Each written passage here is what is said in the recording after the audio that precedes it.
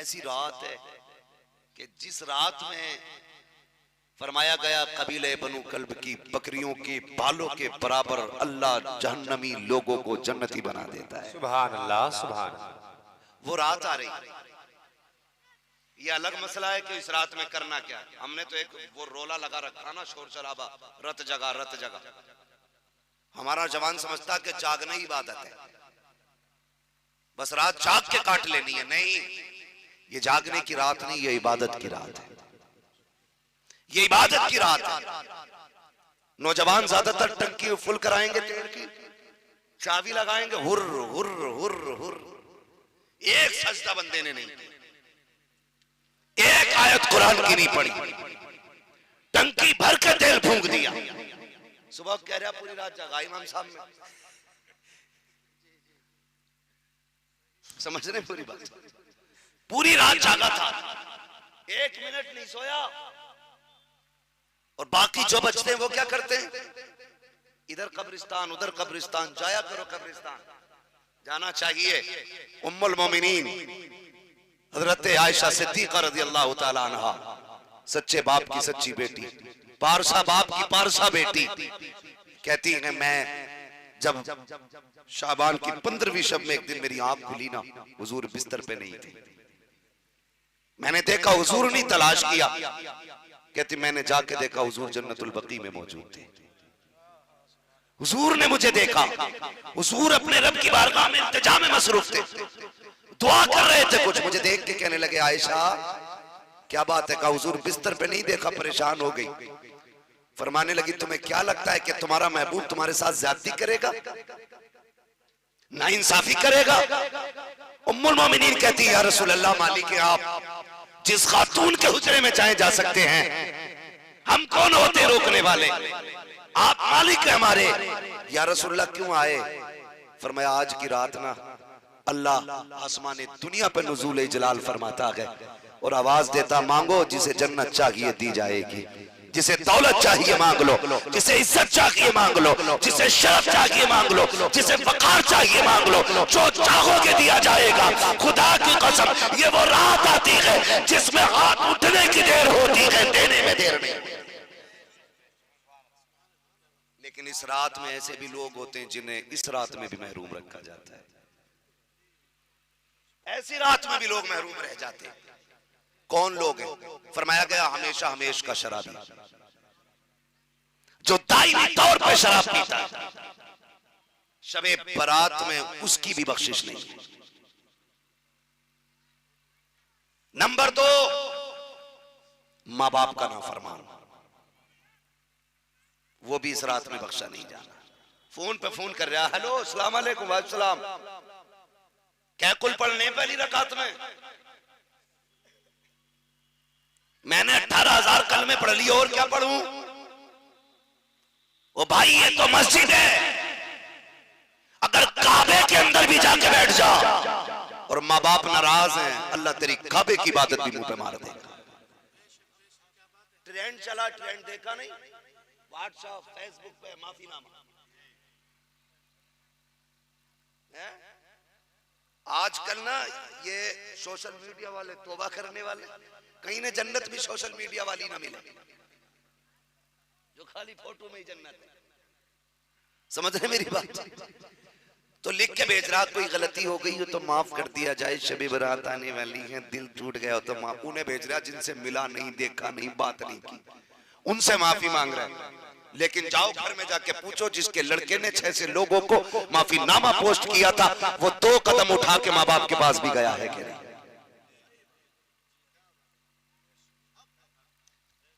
जिनके पास रातों दिन रह रहा है उनसे माफी मांगी,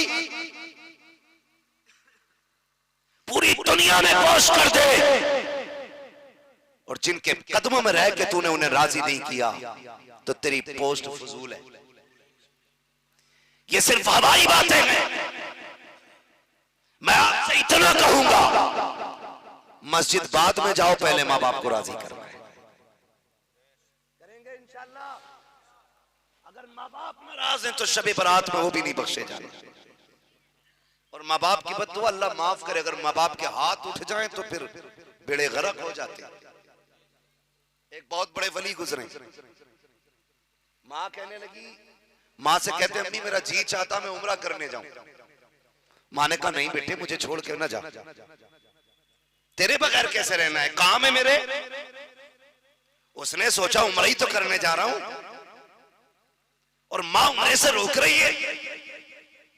ये भी एक शैतान बैठा रहता दिमाग में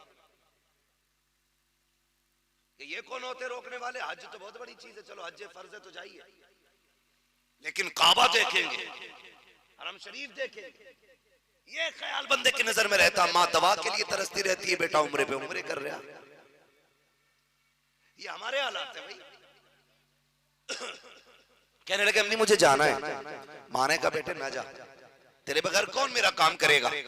उन्होंने हिसाब लगाया, ऐसा करते सफर को मुबारक बना लेते ताकि माँ की नाराजगी कभी एक सिला बदला मिल जाए। ख्याल किया कि मैं ऐसे जाऊंगा, सफर करूंगा तो रास्ते में ना कहते मैं 6000 रकात नफल नमाज पढ़ूंगा। हरम शरीफ पहुंचने से पहले 6000 रकात नमाज का इस तरीके से मैं हरम तक जाऊंगा। अल्लाह अकबर। जैसे निकल गए घर से, अल्लाह के वली है, कोई किसान की बात नहीं कर रहा हूं मैं, उसकी बात नहीं कर रहा हूं जो दुकान पे बैठ के 1 किलो की जगह 900 ग्राम तौलता है, 1 मीटर में 700 सेंटीमीटर या 90 सेंटीमीटर कम नापता है, मैं उसकी बात नहीं कर रहा हूं जो लाइटें लगा के अंधा करके लोगों को बेचता है, मैं उस बेटे की बात नहीं कर रहा हूं जो अच्छा दिखा के घटिया बेच देता है, मैं वली की बात कर रहा हूं। वली की ये सोच के घर से निकले, इबादत करते हुए जा रहे हैं। पहली रात आई, माँ को जरूरत पड़ी, उसने कहा बेटे आवाज दी, कोई जवाब नहीं आया, फिर आवाज दी मेरे लाल, फिर कोई जवाब नहीं आया। जब तीसरी बार आवाज दी है, माँ तो माँ होती है, जब जवाब नहीं आया सुनो, सोचा लगता है मेरा बेटा चला गया है। ये सोच के माँ ने कहा अल्लाह ये मेरी मर्जी के बगैर जा रहा है, सुन तेरे घर तक नहीं जाना चाहिए, ये तेरे घर तक नहीं जाना चाहिए। ये माँ के हाथ उठ गए थे। अल्लाह अकबर। जैसे इतना माँ ने कहा है, ये तो रास्ते में ठहर करके एक बस्ती में नमाज में मसरूफ थे, इतने में बस्ती में शोर हो गया, चोर आ गए हैं, चोर आ गए हैं। लोग तलाश करने दौड़े, मस्जिद की गली से चोर गायब हुआ। मस्जिद के अंदर लोगों को ख्याल आया हो सकता है चोर मस्जिद के अंदर हो, ये सोच के अंदर गए, जाके जनाब को सजदे में पाया, उठाया, कहा कि जालिम तू झूठ कर रहा है, सजदा चोरी करके आया है, सजदे का बहाना बना रहा है। उठा करके काजी की बारगाह में पेश किया गया, अदालत में पेश किया, कहा ये वो चोर है जिसने सजदे को बदनाम करने की कोशिश की है, ये वो चोर है जिसने सजदे को बदनाम किया है। बादशाह के हुक्म के मुताबिक अदालत लगी, काजी को बुलाया गया, कहा तुम बताओ इसकी सजा क्या है। जिस चोर ने सजदे को ढाल बनाया हो, सजदे के तकद्दुस का कमाल किया हो, काजी ने कहा जनाब ऐसे शख्स की सजा ये है, इसकी आंखें निकाली जाए, इसके हाथ काटे जाए, इसके पैर काट के फेंक दिया जाए। अल्लाह अकबर। काजी के इतने कहने पर बादशाह का हुक्म होता है, उसकी आंखें निकाली गई, उसके हाथ काटे गए, उसके पैर काटे गए, चीख मारी तो ऐलान किया गया लोगों देखो जो झूठ बोलेगा, चोरी करेगा और सजदे को ढाल बनाएगा, इबादत का झूठ बोलेगा, उसका यही हश्र होगा। इसने रो के कहा था खबरदार ऐलान ऐसे ना करो, ऐलान ऐसे ना करो, ये झूठे सजदे की सजा है, ये चोरी की सजा है, बल्कि ये ऐलान करो ये माँ की नाफरमानी की सजा है, ये बाकी बात ना मानने की सजा है। बादशाह ने कहा क्या कहना चाहते हो। कहा बादशाह कसूर तेरा नहीं, कसूर मेरा है, मेरी माँ ने मुझे रोका था लेकिन उसकी मर्जी के बगैर मैं उम्रे पे जा रहा था। कहा कहाँ के रहने वाले हो। कहा पड़ोस के गांव के रहने वाले हैं। लोगों में खलबली मच गई, हमने इसके हाथ काट दिए, ये तो बड़ा पारसा बंदा है, अल्लाह का वली निकला, हम तो इसको नाम से जानते थे, आज हमने इसके साथ क्या कर दिया। सोचने लगे पता चल गया बस्ती वाले चढ़ाई कर देंगे। कुछ लोगों ने फैसला किया इसको रात में उठा करके इसकी बस्ती में फेंक दो ताकि पता न चले ये किसने किया है। अल्लाह को अकबर। उठा करके बस्ती में फेंक दिया गया। फिर एक रात माँ को बेटे की याद आई, माँ तो माँ होती है, वो कुट्टी दिल के अंदर कहती मेरे मालिक मैंने बद्दुआ कर दी थी वो तेरे घर तक न पहुंचे, मेरे परवरदिगार मुझे बेटे की याद आ रही है, मेरी मुलाकात मेरे बेटे से करा दी जाए। अल्लाह अकबर। इस दुआ के बाद जैसी माँ ने कदम निकाला, बाहर कोई कह रहा था है कोई जो मुझे भूखे को खाना खिला दे। आज मैं इतना बेबस हूँ, भूख से तड़प रहा हूँ, कोई तो खाना दे दे। आंखें तो जा चुकी थी, इसे तो ये नहीं पता था बस्ती कौन सी है। अल्लाह अकबर। खातून की आवाज आई कि आजा दरवाजे पे भीख ले जा। कहते मैं कैसे आऊं, मेरे पैर नहीं हैं, कट चुके हैं। अल्लाह अकबर। कहने लगी मैं बाहर नहीं आ सकती, इसलिए कि गैर महरम से पर्दा फर्ज है। कहने लगी खातून डरने की जरूरत नहीं है, मेरी आंखें भी जा चुकी हैं। जब करीब आई है, आंखें फूटी हुई देखी, कहा अपने हाथ से खिला जाना। कहा क्यों? कहा हाथ भी नहीं है। खातून ने निकल कर चेहरा देखा, देखा तो ये बेटे का चेहरा था। चीख निकल जाती है। माँ ने लाल को सीने से लगाया, बेटे ये क्या हो गया है? कहा माँ ये तेरी बद्दुआ की सजा है।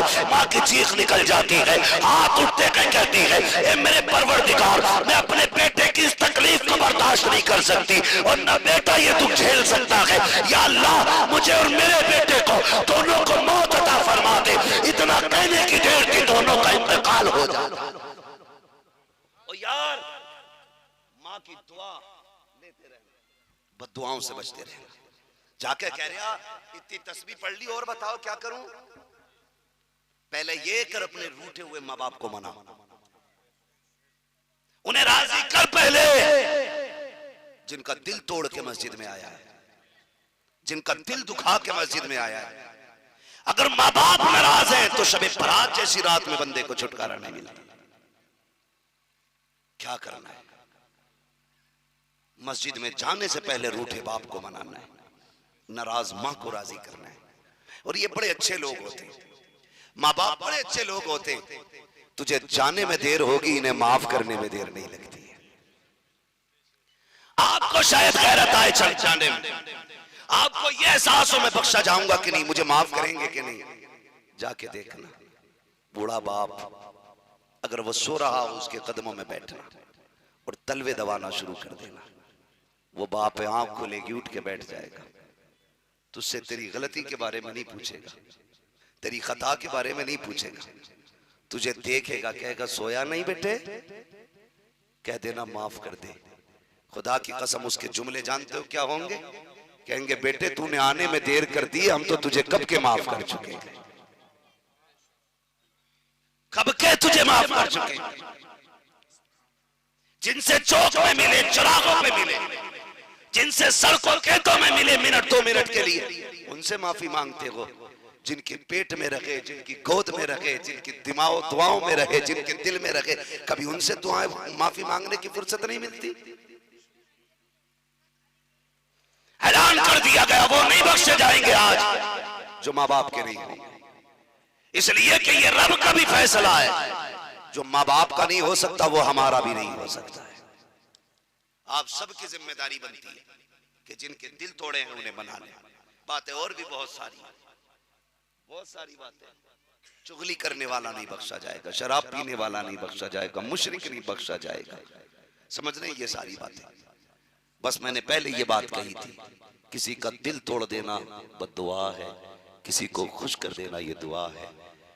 तो बड़ी बात यह है कि राजी करने की कोशिश करें, बच्चों को पढ़ाने की कोशिश करें, मेहनत करें कि आपके बच्चे पढ़े, और जो इदारा आपके बच्चों को पढ़ा रहा है उसकी खिदमत किया करें। अक्सर होता क्या हजरत, हमारी बस्ती में इदारा चल रहा है, लेकिन इस बस्ती के इदारे के नाम की 10 रुपए की रसीद नहीं। मैं आ जाऊं करे भाई मशहूर आदमी आया था तो काट दो 5000 की, थोड़ा नाम भी होगा। हम पैसा वहां देते हैं भाई जहां नाम होता है, जहां शोहरत होती है। पैसा वहां दिया करो जहां जरूरत होती है। मशहूर जगह को देने से ये दुनिया जानेगी, सिर्फ ये 10, 20, 50 गांव जानेंगे। और गुमनाम जगह देने से पहले महशर सारे जानेंगे। ये कौन उठाया जा रहा है, ये किसको ले जाया जा रहा है जन्नत की तरफ? ये वो है जो मुट्ठी बंद करके हुजूर के मदरसे चलाया करता था। लेकिन नहीं जी, उसे नहीं देना जो गांव का मदरसा है। रामपुर वालों को दे देंगे, मुरादाबाद वालों को दे देंगे, बरेली वालों को दे देंगे। क्या नाम है इस बस्ती का? मजरा बहादुर को नहीं देंगे। यहां का मौलाना मौलाना नहीं। मुझे बताओ, हैरत होती है अपने अपने नजरिए लोगों के, अल्लाह जाने किस सोच पे क्या बात करते हैं, लेकिन मेरी तो थोड़ी सोच भी अलग रहती है। हो सकता है आपको इत्तेफाक ना हो मेरी सोच से, लेकिन मैं अपनी सोच से 100% मुत्तफिक। मिसाल के तौर पर बंदा उम्रा करने जा रहा है, भाई हज फर्ज हो गया, अब तो उम्रा भी एक फैशन बन गया, एक विजिट है, छुट्टी का। किधर जाने का है? भाई मदीना शरीफ चलना है, वहीं रमजान में रहेंगे और फिर आ जाएंगे। मैं सफर की मुखालफत नहीं करता। अल्लाह अकबर, अपने कदम और ये खाके पाक हजरत मलाइका को जहां वज़े सर की है, हम उस जमीन का एहतराम करते हैं, लेकिन इतनी गुजारिश जरूर करते हैं, अगर आप 2-4 बार जा चुके हैं तो हर बार उम्रा न जा करके किसी रमजान में उस पैसे से किसी गरीब की इफ्तारी का इंतजाम कर दें। हम हरम शरीफ गए, हमने जमजम पिया, हमने खजूरें खाई, मीज़ार, मुज़दलिफा, ये सारी चीजें हमने की, लेकिन बता तेरी खुशियां गरीब की उस खुशी को लग सकती हैं कि जब उसने दस्तरखान पे खाली पानी से बच्चों की इफ्तार का इंतजाम किया और तेरी तरफ से खजूर और फल पहुंच गए, उस वक्त जो गरीब को खुशी होगी, पता तुझे जमजम पी के वो खुशी होगी? हम तो जमजम भी प्यास बुझाने पीते हैं, ये सच्ची बात है हज़रत। हम जमजम प्यास बुझाने के लिए से पीते हैं।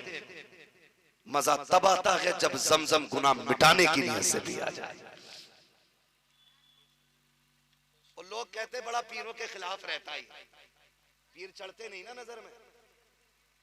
मुरीद कह रहा मेरी तरफ से चल लो, कि चल फ्री फंड गई तो उमरा ले चल, ये भी ठलुआ बैठा पीर भी है, वही वाला बारे सैखर है।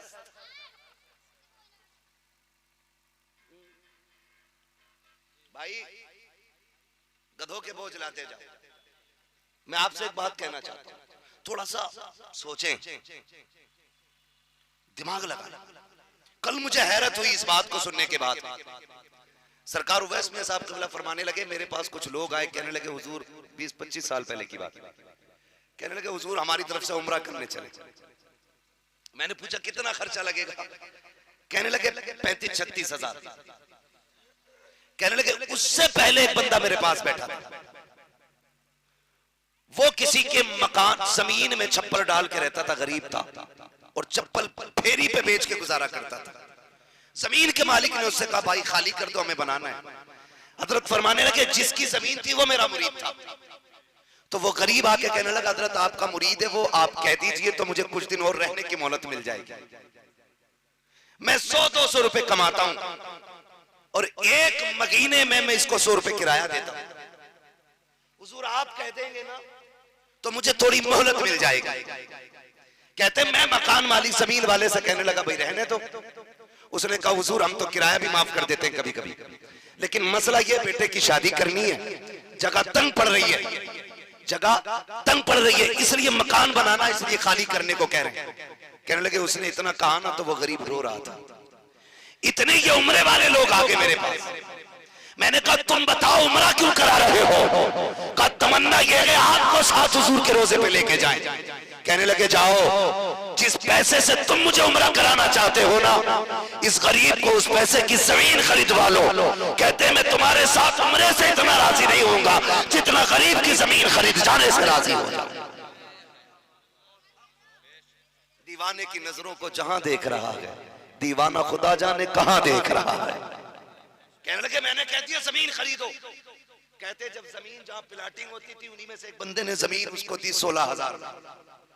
बोले सुभान अल्लाह, जोर से, मुंह के फूल ना झड़ जाएं आपके, जोर से बोले 16,000 की जमीन। कहने लगे फिर जो पैसे बचे उसमें से कुछ ईंटें मंगाई, कुछ टीन मंगाया।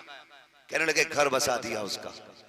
कहने लगे जब कुछ दिन बाद वो पलट के आया कहते जब आया था तो सांस का भी मरीज था, कमर झुकी थी। अब जब पलट के आया था ऐसा लग रहा था कोई मर्ज ही नहीं लगा है, और मुस्कुराता हुआ रहा था। जब मुस्कुरा के आके बैठा दोबारा से उम्र में जवानी के रंग नजर आ रहे थे। बेफिक्र बंदा कितनी शान से जीता है। कहते मैंने कहा ओ बताओ यार, तुम्हारे उम्र को देख के क्या हुजूर इतने राजी होंगे जितने गरीब की मुस्कुराहट को देख के हुजूर राजी होंगे। नारे तकबीर, नारे रिसालत, मसलके आला हजरत हजरत अल्लामा मौलाना मुफ्ती हम्माद रिज़ा साहिब क़िबला, मदरसा जामिया गौसिया रज़विया, इस्लाह मुआशरा कॉन्फ्रेंस। नारे तकबीर, नारे रिसालत।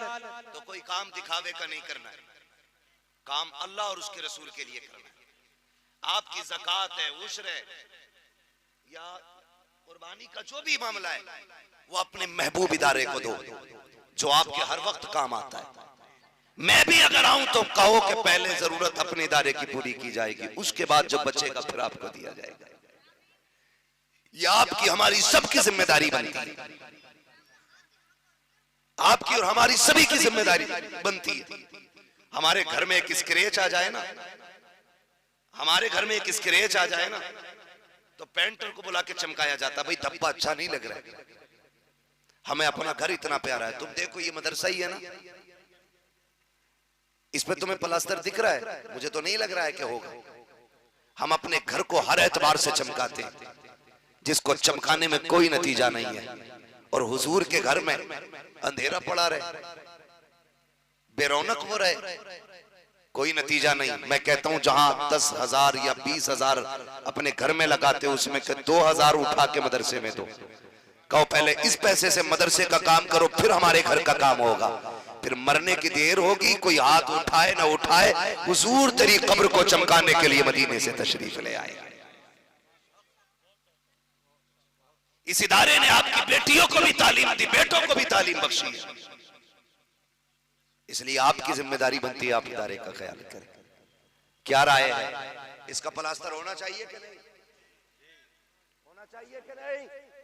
ऐसे देख रहे हैं उस नौजवान को मुड़ के जैसे तुम्हारी बुनियादें उखेड़ने की बात कर दी है उसने। बोलो होना चाहिए कि नहीं? हमारे घर से पहले मदरसा है कोई जो सबसे पहले उठ के इस इदारे के लिए खड़े होकर ऐलान करे अपनी तरफ से। मेरी तरफ से कोई कैद नहीं है किसको कितना देना है। जियो मेरे लाल, सलामत रहो। सबसे पहले जवान ने बात की है, 1,000 रुपए मेरे भाई ने पेश किए। क्या नाम है बाबू आपका? यासीन भाई की जानिब से 1,000 रुपए माशाअल्लाह। क्या नाम है भाई? फरकान भाई की तरफ से भी माशाअल्लाह 500 रुपए पेश किए। समूदिया से आए हैं माशाअल्लाह। अब बस्ती वालों को थोड़ी सी गैरत आनी चाहिए, बाहर के लोग चल के हिस्सा ले रहे हैं। उम्मीद करता हूं इंशाअल्लाह बस्ती वाले भी आगे बढ़ेंगे माशाअल्लाह। मेरे भाई जिसके पास ना हो वो लिखा दे। वो काबी रूह जब बेदार होती है जवानों में, नजर आती है उनको अपनी मंजिल आसमानों में। जिस कौम का जवान बेदार होता है ना, फिर वो कौम कमजोर नहीं हुआ करती है, वो कौम पीछे नहीं रहती है। सबसे पहले जवान उठाए ना माशाअल्लाह। टेंट वाले अक्सर टेंट वाले लेने आते हैं, ये टेंट वाले देने आए हैं। अल्लाह बरकत अता फरमाए माशाअल्लाह माशाअल्लाह। हमारे भाई मैं उम्मीद करता हूं इंशाअल्लाह आप सारे लोग इसका ताबुन करेंगे। और दीन का मसला है, दीन का मसला है।